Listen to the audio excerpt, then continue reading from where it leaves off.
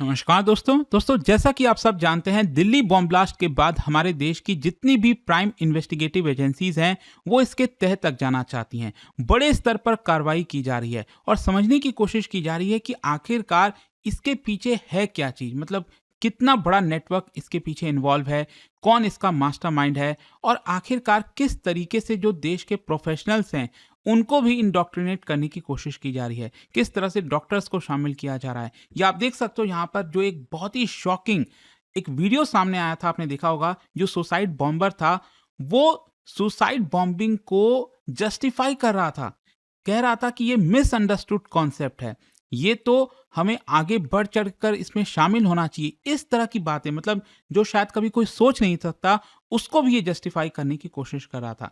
और इसी के बाद से जैसा मैं आपको बोल रहा हूँ कि बहुत सारे कदम ले रही है सरकार और हमारी इन्वेस्टिगेटिव एजेंसीज। और इसीलिए अगर आप देखोगे तो यहाँ पर कल से एक बड़ी खबर सामने आई है कि जम्मू में जो कश्मीर टाइम्स का ऑफिस है, जो कि एक बहुत ही प्रोमिनेंट न्यूज़पेपर है वहाँ पर, उसके ऑफिस में रेड किया गया है। ये आप देख सकते हो खबर, कश्मीर टाइम्स ऑफिस रेडेड, एके राइफल्स कार्ट्रिजेस रिकवर्ड। और ध्यान रखिएगा ये अभी अलग अलग मीडिया हाउसेस के थ्रू बताया जा रहा है। और जाहिर सी बात है कि जब ये खबर आया तो अल जजीरा तो पीछे हो नहीं सकता था और उन्होंने भी यहाँ पर इसके बारे में रिपोर्टिंग की।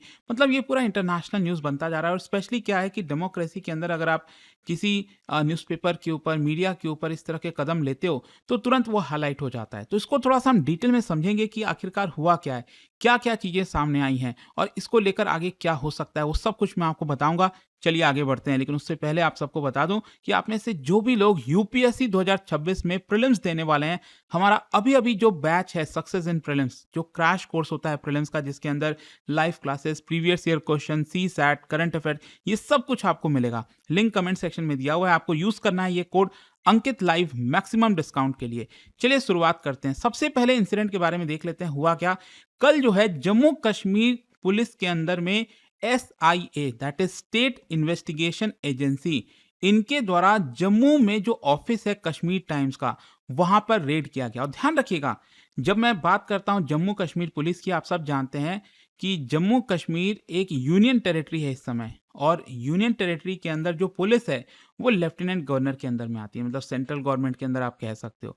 तो ये जो पीडीपी की सरकार है उनके अंडर में ये नहीं आती है, ये ध्यान रखिएगा।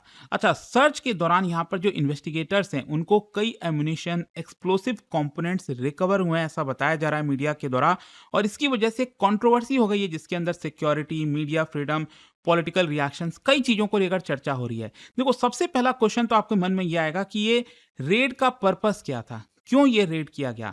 पुलिस सोर्सेज का क्लेम यह है कि जो रेड था वो बेसिकली इन्वेस्टिगेट करना चाहते थे कई पहलुओं पर, जैसे कि क्या एंटी नेशनल एक्टिविटीज लिंक्ड है कश्मीर टाइम आउटलेट के साथ, क्या यहाँ पर जो न्यूज़पेपर है जो पब्लिश किया जाता है, क्या वो सेशनिस्ट जो चीज़ें होती हैं उसको सपोर्ट करता है। मतलब कई बार कुछ लोग जो है यहाँ पर खड़े होते हैं और बोलते हैं कि जम्मू कश्मीर को भारत से अलग करना चाहिए, कश्मीर की आज़ादी चाहते हैं, इस तरह की बातें कही जाती हैं। तो क्या उसको ये सपोर्ट करता है न्यूज़पेपर, उसको उसके बारे में इन्वेस्टिगेशन करने की कोशिश की जा रही थी। फिर इसके अलावा यहाँ पर क्या कोई पॉसिबल कनेक्शन है between staff and illegal arms, जो वहाँ पर लोग काम कर रहे हैं और साथ ही साथ इलीगल आर्म्स जो जिस तरह से फैलता है, क्या उसके बीच में किसी प्रकार का कनेक्शन है। इलेक्ट्रॉनिक डिवाइसेस, फाइल्स, डॉक्यूमेंट्स, ये सारी चीज़ें जो है स्क्रूटनाइज की जा रही हैं।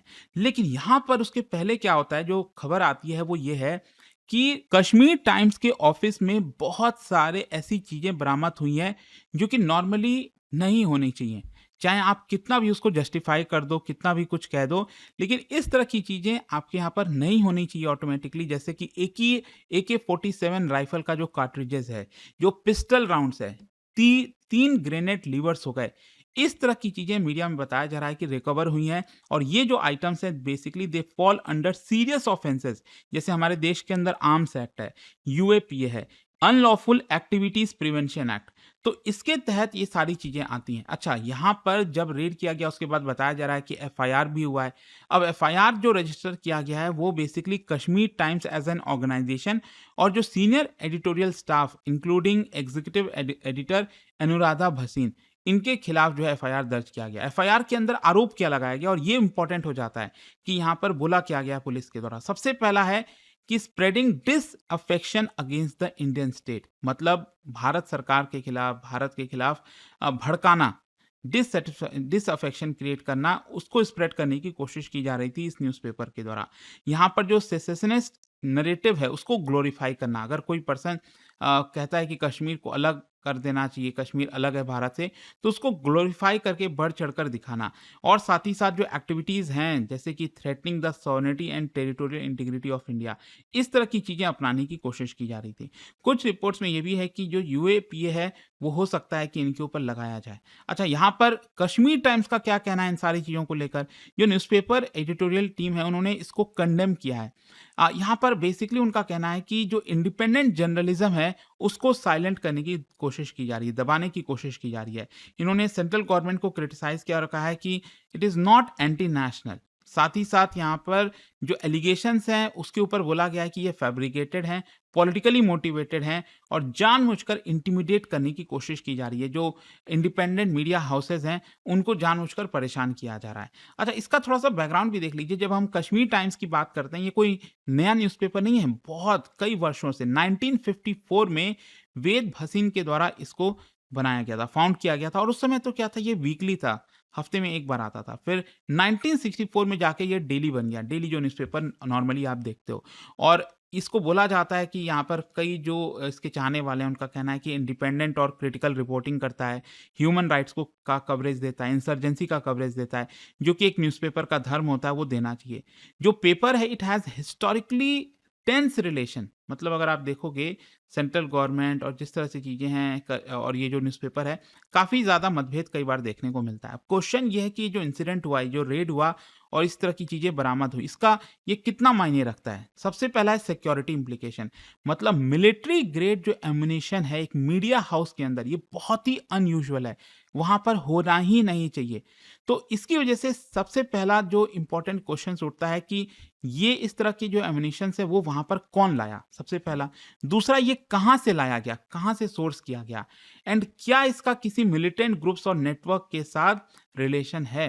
तो ये 3 बहुत बड़े सवाल हैं और इंडियन लॉज़ के अंडर जो है ये ग्रेव ऑफेंस के अंदर आता है। मतलब आप कितना भी कुछ कह लीजिए, आप इसको जस्टिफाई नहीं कर पाओगे कि आपके ऑफिस में ये आया कहाँ से। फिर यहाँ पर दूसरा जो पहलू है, जो मायने रखता है, वो है प्रेस फ्रीडम कंसर्न को लेकर। कई यहाँ पर जो एक्टिविस्ट हैं, बाकी के लोग हैं, उनका कहना है कि ये जो एक प्रकार से न्यूज़पेपर के ऊपर, एक इम्पोर्टेंट न्यूज़पेपर के ऊपर रेड किया जाए, ये डर है कहीं न कहीं स्टेट ओवररीच का। जो स्टेट गवर्नमेंट है, एक तरह से भारत गवर्नमेंट है, वो ओवररीच करना चाहती है, इनके ऊपर दबाना चाहती है, पॉलिटिकल मिसयूज़ करना चाहती है सिक्योरिटी लॉज़ का और इसका प्रेस के ऊपर बहुत बड़ा इम्पैक्ट होगा, सिर्फ़ कश्मीर में नहीं, बाकी जगहों पर भी। जो अपोज़िशन पार्टीज़ हैं, उन्होंने इसको ऑलरेडी क्रिटिसाइज़ करना स्टार्ट कर दिया है। पॉलिटिकल रैमिफिकेशन आप देखोगे, जो अपोज़िशन ग्रुप्स हैं, उनका कहना है कि कहीं न कहीं ये प्रेस फ्रीडम को क्रैक डाउन करने की कोशिश की जा रही है।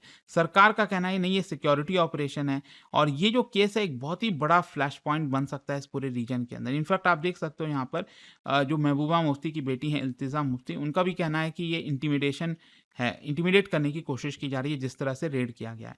अब क्वेश्चन यही आता है कि व्हाट नेक्स्ट है? देखो, अब देखना होगा जो स्टेट इन्वेस्टिगेशन एजेंसी है उनका अगला स्टेप क्या होता है? डिटेल्ड रिपोर्ट क्या ये जारी करते हैं? चार्जशीट क्या ये रिलीज़ की जाती है कि नहीं? फिर दूसरा, कोर्ट प्रोसीडिंग, जो कोर्ट है क्या यहाँ पर बेल दे देगा जिनके ऊपर चार्जेस लगाए गए हैं? पिटीशंस खारिज कर देगा, क्या होगा? फिर जो प्रेस काउंसिल है देश के अंदर, क्या वो इसमें इंटरवीन करेगी, कोई स्टेटमेंट जारी करेगी सरकार के खिलाफ? इसका पॉलिटिकल फॉलआउट भी होगा, गवर्नमेंट ऑपोजिशन दोनों अपना-अपना नैरेटिव बताएँगे। तो इस तरह की चीज़ें होंगी, लेकिन कंक्लूजन यही निकलता है कि जो इंसिडेंट है, ये नेशनल सिक्योरिटी, मीडिया राइट्स और पॉलिटिकल कंटेस्टेशन उसके इंटरसेक्शन पर खड़ा है। अगर ये जो एम्युनिशंस वगैरह बरामद करने की बात सब कुछ ठीक हो जाती है, कंफर्म कर दिया जाता है, तो ये एक मेजर सिक्योरिटी केस बन जाएगा और इसकी वजह से कहीं न कहीं घंटी बजेगी इन्फिल्ट्रेशन को लेकर, अनलॉफुल एक्टिविटी को लेकर कि जो कि अभी तक चलता आ रहा था। और अगर यहाँ पर एविडेंस वीक होता है शायद, तो एक तो जो कोर्ट है वो पहले ही इसको कहेगा कि सरकार गलत कर रही है। लेकिन वो देखना होगा, कभी ऐसा हुआ नहीं है, अभी कुछ समय से आप देखिए तो लगातार सरकार के ऊपर आरोप लगते रहते हैं। तो अल्टीमेटली देखना होगा कि यहाँ पर क्या सरकार इसको जस्टिफाई कर पाती है। पहले तो कंफर्मेशन आए चीज़ों का लेकर कि क्या-क्या चीज़ें हुई हैं, नहीं हुई। बट आई होप कि इस वीडियो के थ्रू जो भी अभी तक क्लैरिटी आपको चाहिए थी, वो मैंने आपको बता दिया है। जाने से पहले एक क्वेश्चन आप सभी के लिए, क्योंकि हम कश्मीर की बात करें, क्या आप बता सकते हो कि इनमें से कौन-सी एंशिएंट डायनेस्टी वो अर्लीएस्ट मानी जाती है फॉर रूलिंग कश्मीर? ठीक है, जो फैमिली है जो कश्मीर को रूलिंग किया है, तो सबसे पहला इनमें से आपको बताना है। और इसका राइट आंसर आप सब जानते हैं, मेरे इंस्टाग्राम पर तो मिलेगा ही, वहाँ पर अगर आप नहीं हो कोई बात नहीं, टेलीग्राम से ले सकते हैं इसका सही उत्तर। और दोस्तों जैसा मैंने आपको बताया, अगर आप यूपीएससी की तैयारी कर रहे हैं 2026 का, तो ये जो सक्सेस एंड प्रीलिम्स प्रोग्राम है ये काफ़ी हेल्पफुल होगा। Use this code Ankit live maximum discount के लिए। और ये कमेंट सेक्शन में फ़ोन नंबर भी दिया है, यहाँ पर लिंक है, सब कुछ है, ये आप कॉल कर सकते हैं, मेरी टीम आपको अच्छे से गाइड कर देगी। दोस्तों UPSC 2027 foundation batch officially start हो चुका है उन एस्पिरेंट्स के लिए जो 2027 अटेम्प्ट को टारगेट कर रहे हैं। यह बैच आपको जीरो से लेकर एडवांस लेवल तक प्रीलिम्स, मेंस और इंटरव्यू हर स्टेज पर कंप्लीट क्लैरिटी देता है। इस बैच में आपको मिलता है टॉप फैकल्टीज का full guidance, 1-on-1 personal mentorship, complete test series और साथ ही प्रीलिम्स क्लियर करने पर full fee refund. Monthly toppers को मिलता है 11,000 रुपीज का कैश रिवॉर्ड। अब बात करते हैं प्राइस की। UPSC 2027 long term foundation batch सिर्फ 18,999 से अवेलेबल है।